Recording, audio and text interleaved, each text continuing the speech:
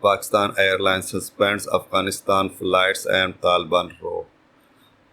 The suspension took place as the Taliban government ordered the airline, the only international carrier operating regularly out of the Afghan capital, to cut tickets prices. Pakistan International Airlines (PIA) has suspended flights to Kabul after what it called heavy-handed interference by Taliban authorities. The suspension on Thursday took place as the Taliban government ordered the airline, the only international carrier operating regularly out of the Afghan capital, to cut ticket prices to the level of before the fall of the Western-backed Afghan government in August. The PIA spokesman Abdullah Hafiz Khan told our flights frequently faced undue delay because of the unprofessional attitude of the Kabul aviation authorities. The route will remain suspended until the situation becomes conducive.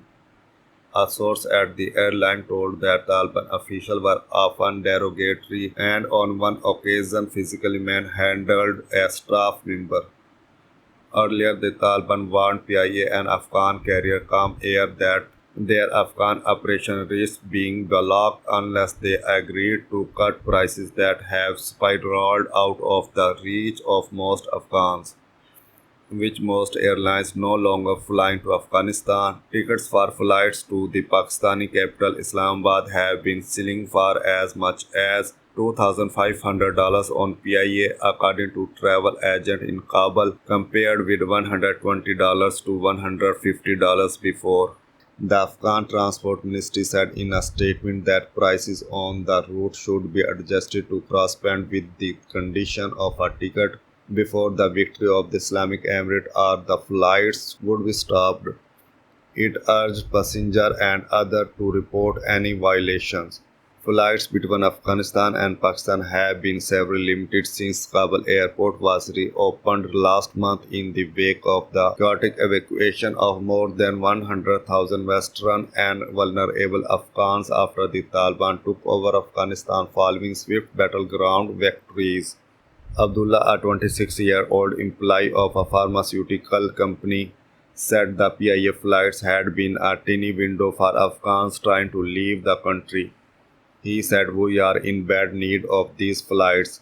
The borders are closed. Now, if the airport is closed, it is like we are all in a cage."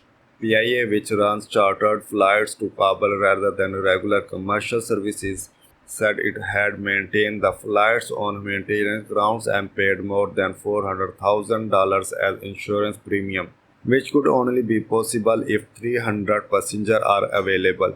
PIA said that ever since the new Taliban government was formed, its staff in Kabul had faced last-minute changes in regulation and flight permissions and intimidating behavior from Taliban commanders. It said its country representative had been held at gunpoint for hours in one incident and was only freed after the Pakistan embassy in Kabul intervened. With the mounting economic crisis adding to worries about Afghanistan's future under the Taliban, there has been heavy demand to flights out, made worse by repeated problems at land border crossing into Pakistan.